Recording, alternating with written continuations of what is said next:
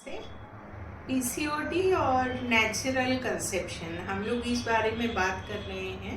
पिछले 2 वीडियोस में मैंने कुछ जानकारियाँ दी है।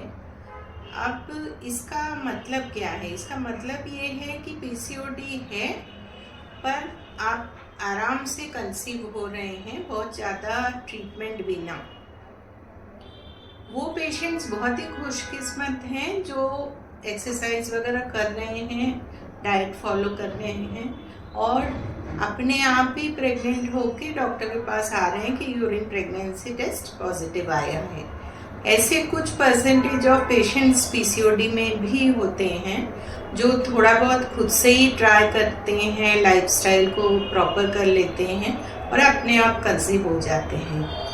पर जैसे ही आपका प्रेगनेंसी टेस्ट पॉजिटिव आए, आपको डॉक्टर के पास जाना है, अपना टेस्ट करवाना है और कुछ डाइटरी रेस्ट्रिक्शंस को फॉलो करना है, हल्का फुल्का एक्सरसाइज करना है, टाइमली दवाइयाँ लेनी है।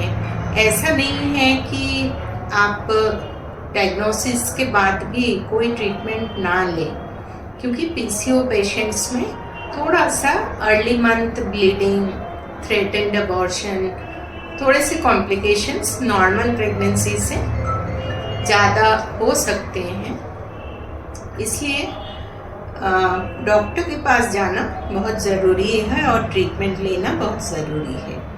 पर कुछ पेशेंट देखेंगे कि वो ये सब कर रहे हैं, सब कुछ फॉलो कर रहे हैं, लेकिन फिर भी हर महीने पीरियड टाइम से आ जा रहा है, कंसीव नहीं हो पा रहे, तो उनको थोड़ा सा हेल्प लगेगा, उनका ओवुलेशन इंड्यूस करना पड़ेगा और 20-30% में बहुत इजीली ओव्यूलेट कर जाएंगे। थोड़ी बहुत दवाई लेके सोनोग्राफी में फॉलिकुलर स्टडी होता है जिसमें कि अंडे बन रहे हैं कैसे, उसका पूरा डायग्नोसिस हो जाता है और आपको बता दिया जाता है कि इस दिन एग्स बने हैं और रप्चर हुए हैं। तो रिलेशन रखने के बाद फिर आप कंसीव बहुत जल्दी हो जाते हैं।